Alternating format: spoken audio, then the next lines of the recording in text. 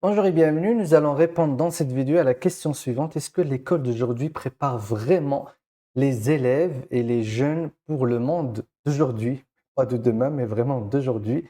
Est-ce qu'on parle d'une école d'un pays en particulier ou est-ce qu'on parle de l'école de manière générale? On va répondre à cette question tout de suite.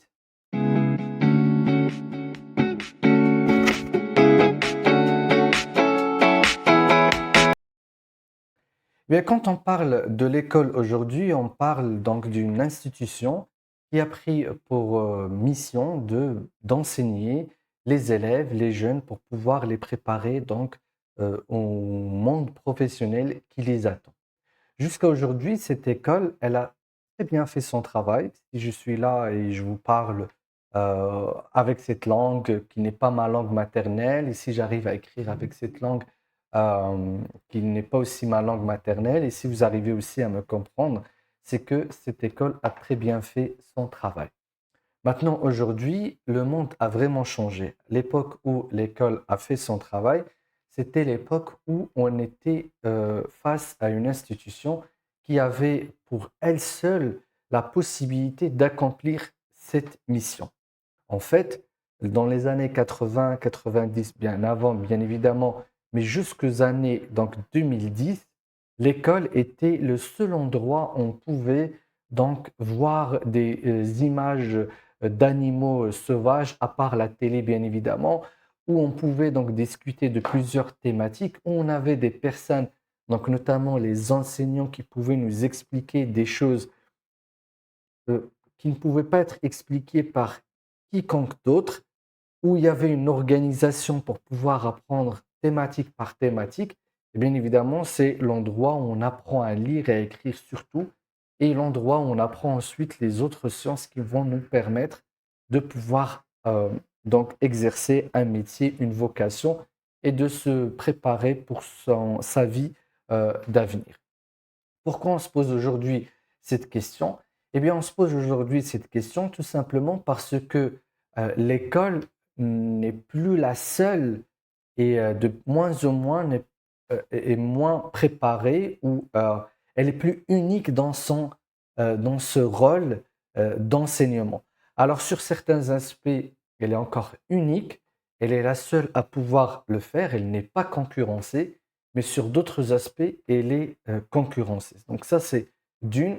De deux, donc l'école dans laquelle j'étais, elle nous préparait effectivement à un avenir où il y avait quand même une certaine stabilité technologique d'outils et des savoirs, c'est-à-dire l'accélération des connaissances ou la production des connaissances, des technologies et des moyens était vraiment euh, était modérée, adaptée. Donc, si l'école des années 90 prépare pour les années 80, par exemple, elle va préparer pour les années 2000, il y a eu des changements, mais pas des changements radicaux.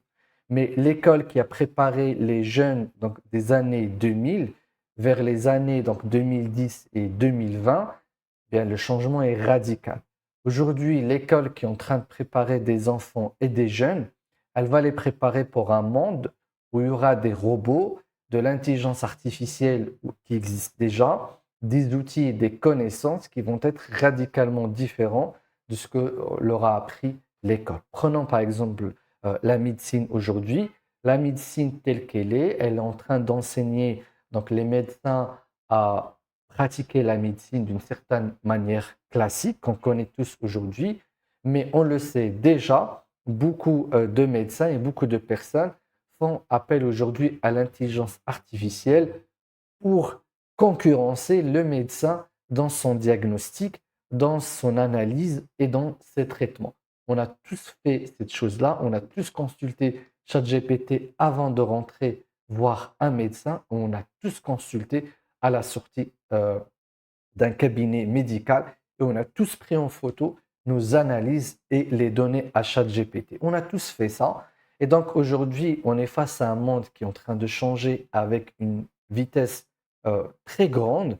Et l'école, elle, étant ce qu'elle est, une institution pour la plupart des États, une institution gouvernementale et étatique, avec donc des acquis, et surtout c'est une méga institution. On ne parle pas d'une entreprise qui emploie 10 000, 20 000, 30 000, mais on parle d'une institution qui emploie des centaines de milliers d'intervenants, d'enseignants principalement et d'autres intervenants. Et donc le changement au sein de cette institution est radical. Aussi, aujourd'hui, l'école, elle fonctionne, enfin, toutes les écoles du monde aujourd'hui fonctionnent par des objectifs. Donc, on va voir aujourd'hui l'école, donc, quel genre d'objectif elle a. Aujourd'hui, comme on a dit, on a une école qui aujourd'hui va recevoir donc des millions et des millions d'élèves et à un certain âge, donc, enfin, on a des objectifs. Avant de parler des âges, on a des objectifs à atteindre. Alors, pour ce qui est donc de l'âge de maternelle, donc jusqu'à la fin du primaire, donc de la maternelle, surtout dans les systèmes francophones, on reçoit donc les élèves à un âge assez précoce.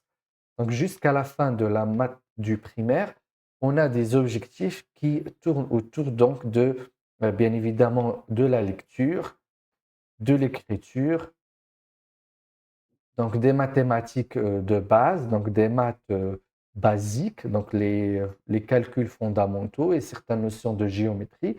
Et bien évidemment, nous avons aussi quelques éléments donc de la culture scientifique et de la culture générale, donc jusqu'à la fin du primaire. On apprend à lire, à écrire, à faire les calculs basiques, multiplication, addition, soustraction.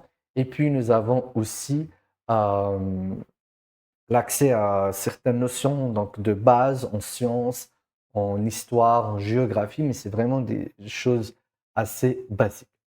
Alors jusque-là, l'école, elle prépare bien. À mon avis, jusque-là, l'école, elle prépare très bien les élèves donc, à cette étape-là. Pourquoi? Parce que tout simplement, euh, la technologie et ce qui est nécessaire aujourd'hui euh, n'intervient pas ou n'a pas encore la capacité d'intervenir donc à ce niveau, surtout au niveau de l'écriture. On a besoin donc d'un enseignant, d'une personne qui l'a donc avec une méthodologie donc classique qui permet d'apprendre à écrire. Au niveau de la lecture, pareil, même au niveau des maths aussi, au niveau de la culture générale, alors là effectivement, l'avènement des vidéos, des médias aujourd'hui auxquels les enfants ont accès, surtout l'autonomie avec laquelle les enfants ont accès à des médias. Donc quand je parle de médias, je parle de vidéos et de jeux vidéo également. Donc, les enfants aujourd'hui ont soit une télécommande, une tablette. Donc, on est plus face à une télé euh, enfin, qui les conditionne à regarder des dessins animés avec un ordre en particulier, avec un vocabulaire en particulier, avec une langue en particulier. Beaucoup de familles aujourd'hui ont vécu l'expérience de voir leurs enfants acquérir une deuxième langue, voire une troisième langue, rien qu'à travers donc la télé ou les médias. Et puis donc, on a donc cette accélération d'acquisition aussi au niveau de la culture générale. Mais donc de la maternelle jusqu'au primaire, on peut dire qu'aujourd'hui, l'école fait encore très bien son travail et elle est la seule à pouvoir le faire. Je ne sais pas ce qui va se passer quand on aura des robots à la maison, quand on aura donc des robots humanoïdes qui vont peut-être s'asseoir, observer l'écriture des enfants. Quoique j'ai testé l'intelligence artificielle, notamment ChatGPT avec l'écriture des enfants, et donc je lui prenais en photo donc des écritures des enfants pour me dire quel est le problème avec chaque écriture, le plan de remédiation, le geste à entreprendre.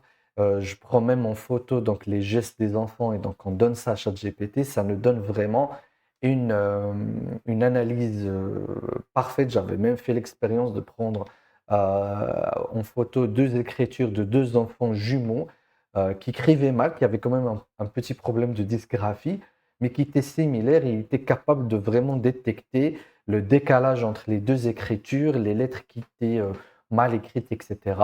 Donc là, on peut dire que l'IA ou l'intelligence artificielle ici pourra aider beaucoup plus l'enseignant.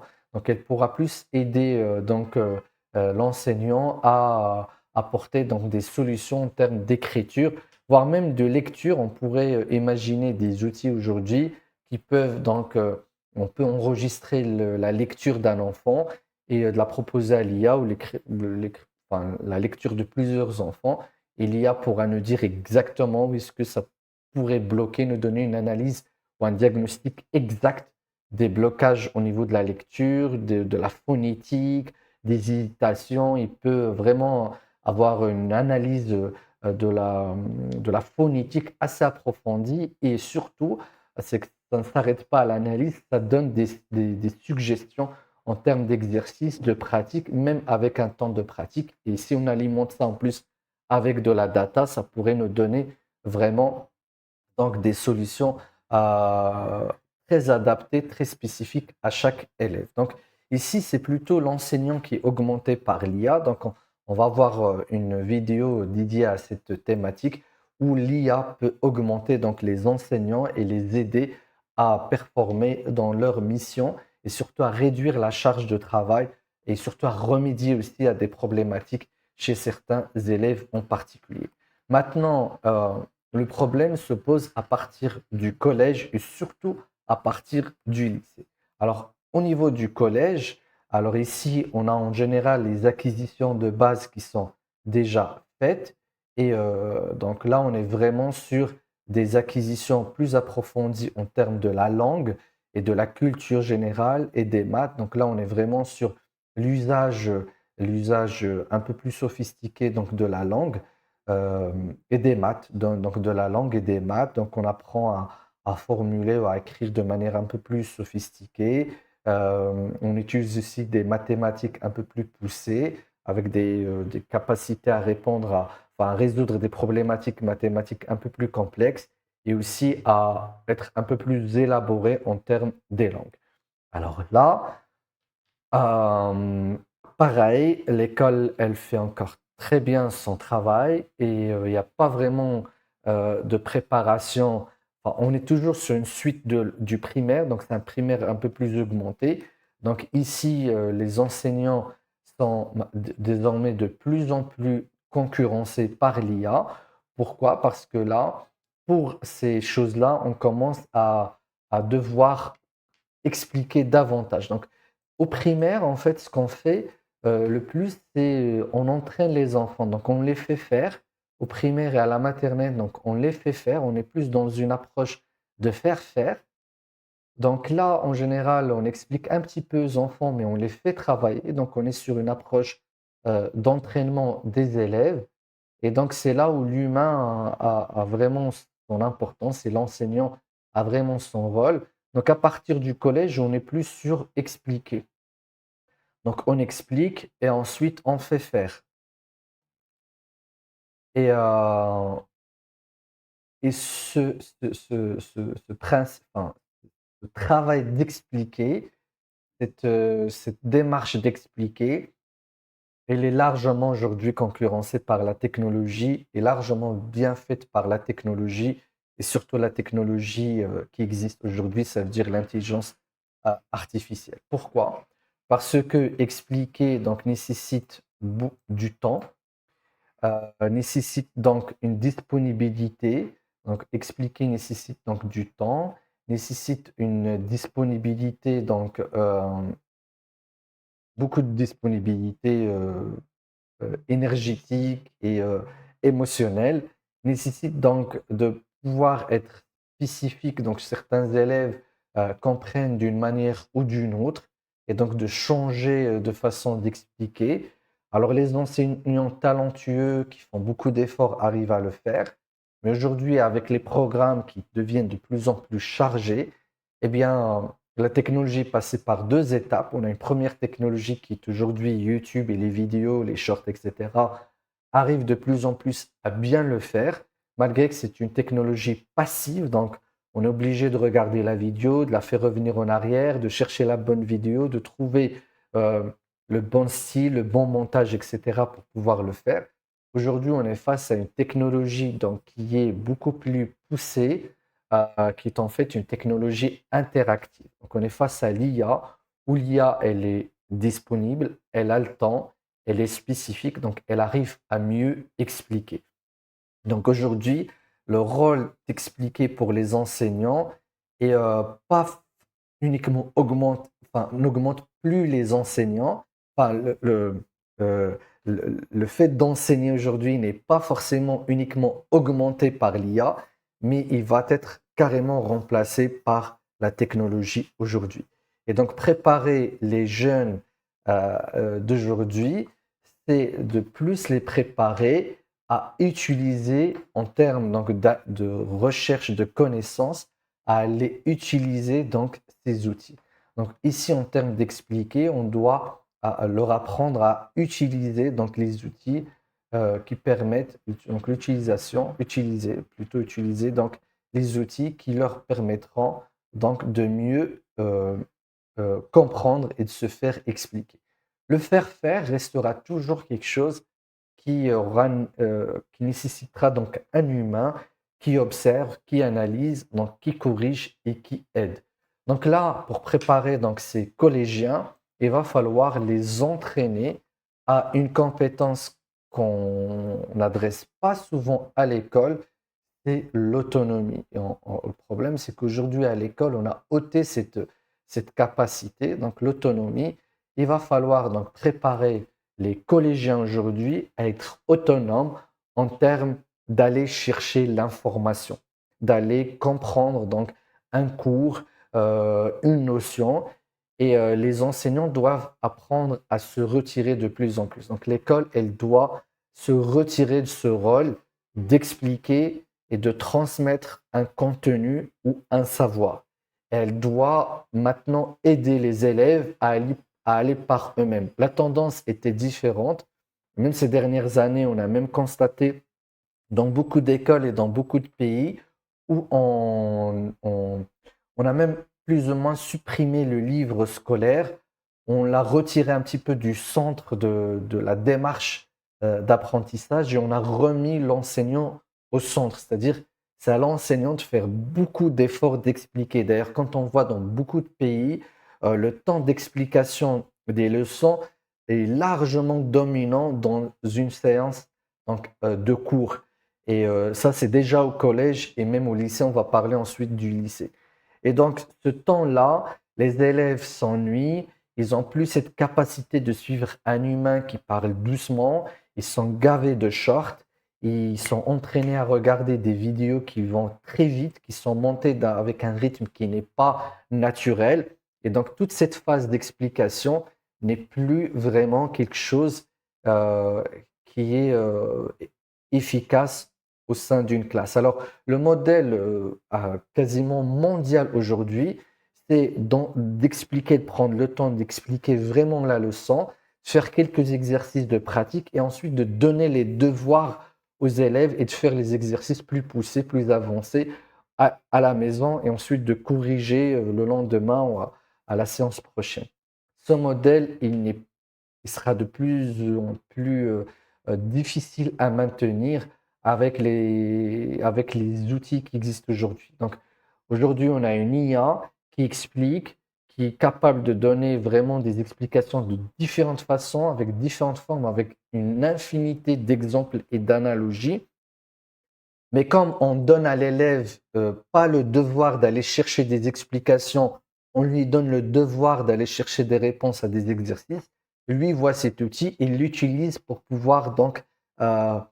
pouvoir donc répondre à ces exercices. On doit de plus en plus inverser la tendance ou inverser la démarche, c'est de ne pas donner de devoir d'exercice ou de quoi que ce soit de faire à la maison, on les fera en classe, mais de donner un titre une leçon, des notions à apprendre et on donnera ensuite aux élèves le devoir d'aller chercher des explications. Donc, aller chercher des explications, comprendre la notion avec bien sûr des périmètres de recherche et avec donc un certain niveau d'approfondissement. Et c'est à l'élève d'aller ensuite euh, chercher, utiliser les outils. Donc là, on a une compétence qu'on doit maintenant inclure dans les curriculums des collégiens, c'est l'autonomie en termes de recherche d'informations. Alors, il peut aller voir l'IA, il peut aller voir des vidéos, il peut aller chercher donc au niveau donc au niveau donc des outils qui sont disponibles. Et à partir de là, il pourra aller donc trouver des explications et revenir en classe. Donc ça, c'est une première partie où on va comprendre qu'en fait, on ne prépare pas les élèves au monde actuel. C'est là où l'école ne prépare pas les élèves au monde actuel. Donc, carrément, on les met en déphasage avec ce monde.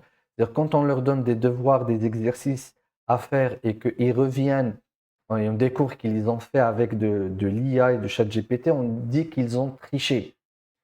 La vérité, ils n'ont pas triché, ils ont juste utilisé les moyens qu'ils ont. Et utiliser les moyens que tu as pour pouvoir résoudre un problème, c'est carrément ce qu'on demande aux adultes de faire aujourd'hui dans le monde professionnel et dans la vie en général. Ça serait bête et stupide d'avoir un problème. Quand on donne aux enfants les exercices, on les appelle des problèmes, surtout en mathématiques. Je vais vous donner un ou deux, trois problèmes à résoudre. Ok, tu me donnes deux, trois problèmes à résoudre. Je vais chez moi, j'ouvre l'exercice, je découvre le problème, je n'ai pas la solution, je vois un outil qui peut le résoudre, ce problème, je fais appel à cet outil, le problème est résolu. Pourquoi on dirait que j'ai triché? En fait, j'ai pas triché, j'ai juste utilisé les moyens à ma disposition pour résoudre une problématique. Donc, c'est à nous maintenant de changer de paradigme au sein des écoles et de soit on leur donne des problèmes qui vont ensuite traiter avec l'IA, chose que je pense être difficile parce que euh, l'IA, elle résout les problèmes et elle l'aide pas par la suite. Après, il ne faut pas demander à l'élève d'avoir des explications suite à la résolution du problème parce que de toute façon, le problème est résolu et c'est ce qu'on m'a demandé. Mais il va falloir plus chercher à aider les élèves à leur donner les bons prompts, à apprendre à poser les bonnes questions à l'IA et surtout apprendre à saisir une thématique de manière limitée et à venir avec des notes données par l'IA, voire même imprimer des réponses de l'IA, mais que ensuite l'élève s'entraîne à organiser les réponses, à mieux diriger l'IA, à lui donner des réponses à des questions. Donc peut-être que les devoirs d'aujourd'hui et de demain vont être des devoirs où on va poser des questions ouvertes sur des thématiques et on va voir qui va venir avec un cours bien préparé, donc des réponses bien préparées, avec un enchaînement bien fait et que l'élève va être plus entraîné à nous expliquer ce qui va être appris par l'IA. Donc, la deuxième compétence qu'on va peut-être sur laquelle on va devoir entraîner les élèves aujourd'hui à l'école, c'est la compétence d'explication. Donc, comment je vais m'assurer que l'élève s'est bien imprégné donc, des connaissances qu'il aura apprises par l'IA, c'est qu'en lui demandant d'expliquer lui-même ce qu'il aura appris. Et donc, on aura une classe complètement différente de la classe d'aujourd'hui où les enfants arrivent, ils se mettent en groupe ou un par un et je pourrais les entendre en train d'expliquer. Je pourrais même leur mettre une IA qui écoute leur explication et qui juge leur explication s'ils ont bien appris ou pas, qui pourra leur reposer des questions ou d'autres élèves qui vont leur reposer des questions. Et donc, c'est que comme ça qu'on va pouvoir marier l'IA avec l'autonomie et l'apprentissage. Et une fois cette phase terminée, on pourra ensuite donner des exercices en classe. Donc là, on est vraiment dans un espace surveillé où les élèves vont commencer à s'entraîner. Et là, l'enseignant pourra être augmenté par l'IA en fournissant les réponses des élèves à l'IA où il va lui donner les remarques et les choses à corriger ses élèves. Et donc, l'enseignant va finir par faire une finition donc, du travail fait par l'élève. Donc, c'est comme ça qu'on pourra préparer, en tout cas les collégiens au monde d'aujourd'hui. Et ça ne sert à rien donc d'être en guerre avec l'IA demain, pas demain, mais aujourd'hui, on a déjà des robots et bientôt, on aura des robots chez nous, donc qui parlent avec nous. Ça va très, très vite. Et une fois on aura ça, on ne peut pas dire à l'élève, rentre chez toi et éteins ce robot, ne parle pas à l'IA, isole-toi, enferme-toi, ou dire aux parents, enfermez votre élève, ne lui donnez pas de téléphone, etc. Au contraire, même les parents aujourd'hui, Et ça, on en voit tous les jours. Quand ils découvrent que l'IA aide leurs élèves au devoir beaucoup mieux que eux, ils disent à leur enfant, va parler avec ChatGPT ou Claude aujourd'hui ou autre. Il t'expliquera, il te fera tes devoirs. Et donc, on ne pourra pas empêcher cette tendance. Donc, c'est à l'école de préparer différemment les jeunes d'aujourd'hui à un monde d'aujourd'hui de manière différente. Ensuite vient le lycée. Donc, au lycée, les choses deviennent un peu plus avancées. Donc, là, mon schéma, donc, un peu. Donc, quand on arrive au lycée, et on va attacher le lycée avec le supérieur, mais surtout au lycée, donc on donne des notions beaucoup plus avancées. Donc, on donne des notions avancées et pour pas mal de pays, donc ce qu'on fait, c'est qu'on prépare les élèves à un métier. Donc, on les prépare à un métier. Donc, ici, la même chose, on ne peut plus donc être dans une démarche ni d'explication, ni de résolution de problème. Si on suit cette démarche, donc l'enfant au collège, il aura appris à utiliser l'IA et à aller chercher la connaissance. Avec le temps, il aura appris aussi à se faire entraîner par l'IA. Donc, quand il va préparer ses examens, il va demander à l'IA de lui proposer des exercices. Il va se faire corriger par l'IA. Ça va venir naturellement. Et donc, il aura appris à interagir avec la machine pour son propre apprentissage. Et quand on lui aura appris donc l'autonomie et l'explication, avoir des explications, au lycée, on doit aller apprendre à s'exercer par la machine. Donc, pareil ici, donc l'enseignant, il va donner des exercices un peu plus compliqués. Il va demander à l'élève de lui donner le raisonnement derrière la réponse à un exercice. Donc, c'est là où l'élève va aller demander à l'IA de faire de donner la réponse, mais l'enseignant ne va pas se contenter de la réponse. Il doit demander à l'élève d'expliquer le raisonnement derrière cette réponse. Et c'est là où il va faire un copier-coller, bien sûr, de l'IA. Et pareil, il va revenir en classe, il va expliquer cette démarche.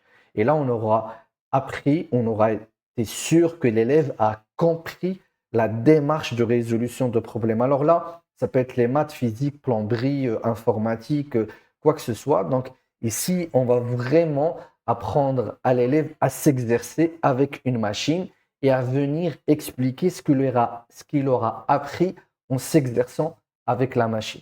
Donc, on aura de plus en plus de classes où l'enseignant, il parle vraiment très peu, où il fait parler les élèves, il les enregistre, il pourra donner les enregistrements encore une fois à l'IA, où l'IA pourra écouter en même temps, elle pourra insuffler ou donner son diagnostic à l'enseignant et l'enseignant pourra relancer l'élève sur certaines démarches, sur certaines thématiques. Donc, on aura un enseignant de plus en plus facilitateur, très passif, mais très orienté compétences que doit développer l'élève. Et ce sont des compétences qui ne sont pas aujourd'hui données par l'école. Donc, la première compétence, ça va être l'autonomie. La deuxième compétence, ça va être l'explication. L'élève doit être amené à expliquer. La troisième compétence, c'est de s'exercer. L'élève doit apprendre à s'exercer avec l'IA et ensuite réexpliquer. Et donc, il restera quelques compétences que l'école doit désormais apprendre.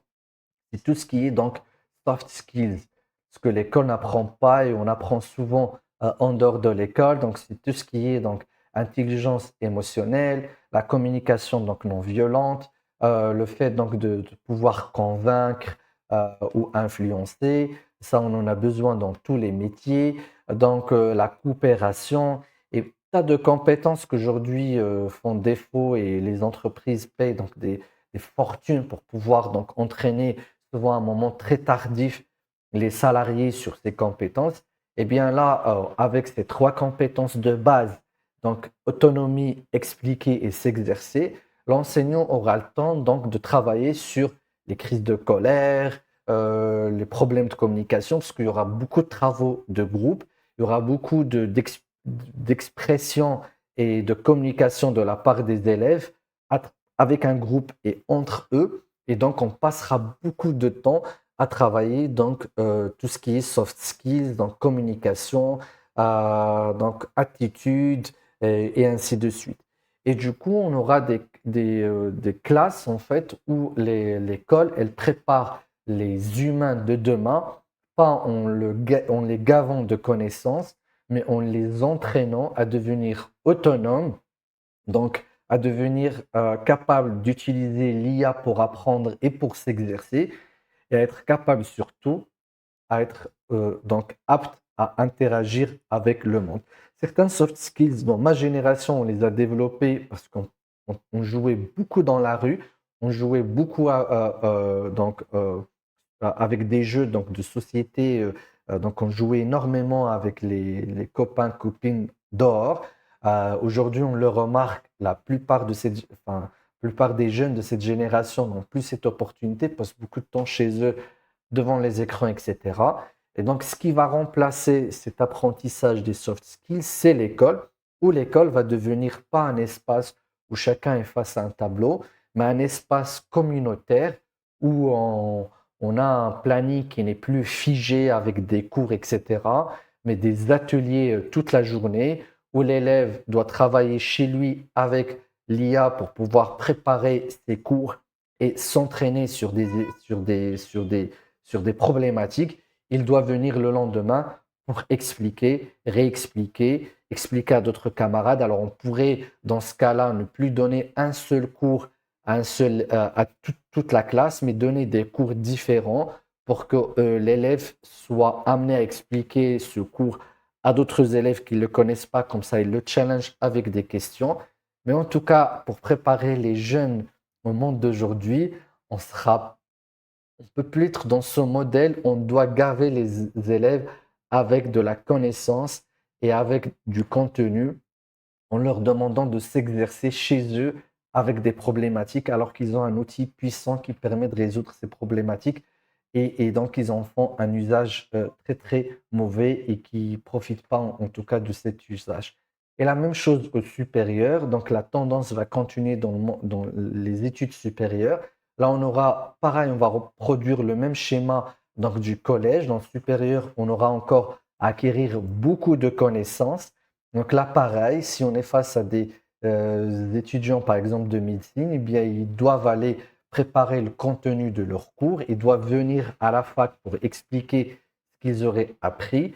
Et donc là, l'enseignant va les challenger avec des problématiques, des nuances, des questions subtiles, et pour pouvoir s'assurer qu'ils ont vraiment appris avec autonomie, avec la machine, ou qu'ils ont juste bâclé leur travail d'apprentissage à la maison. Et puis, à- enfin, en tout cas en classe, dans le supérieur, on passera beaucoup de temps dans les entraînements. Du coup, aujourd'hui, par exemple, je sais pas, médecine, biologie, etc., on a beaucoup d'années, on fait beaucoup de théorie et on passe ensuite à la pratique à des années tardives. On pourra démarrer la pratique dès la première année, étant donné que la théorie, les connaissances, les exercices, tout ça, l'élève aura été déjà préparé à avoir une autonomie d'apprentissage chez lui et on consacrera donc les, euh, les journées à l'université à l'expérimentation. Du coup, en fait, les universités vont devenir de grandes salles de TP. Les amphis, pour la majorité, vont devenir des classes de TP, de TD, de travaux dirigés, de travaux pratiques. Aujourd'hui, c'est souvent une petite partie de l'espace universitaire. À part bien évidemment pour les grandes écoles d'ingénierie, ils ont vraiment déjà eu cette tendance depuis longtemps. Mais on aura des classes qui sont en fait comme des bibliothèques. On aura des PC partout et des jeunes qui apprennent tout seuls et qui se préparent pour aller dans un atelier où ils doivent expliquer un cours, où ils doivent montrer comment ils se sont exercés, où ils doivent justifier la démarche dans un exercice, etc. Chose qui se fait déjà, mais c'est la partie minime aujourd'hui des écoles, parce que la partie la plus grande, par exemple, je ne sais pas, même si on prend les classes prépa, on trouvera que beaucoup de temps est passé à expliquer un cours et les élèves passent beaucoup de temps chez eux à résoudre des heures et des heures des problématiques. Là, ça va être l'inverse. L'élève, le soir, il va prendre son cours à travers l'IA. On passera la journée en classe à résoudre les problèmes avec l'enseignant après avoir expliqué les notions par les élèves et non pas par les enseignants. La même chose dans les métiers donc pratico-pratiques, la plomberie, mécanique, etc. Pareil, tout ce qui est notion théorique, donc ça c'est assez facile. L'élève l'apprendra avec l'IA chez lui, il viendra l'expliquer en classe. Et donc on passera beaucoup de temps à manipuler, à s'exercer.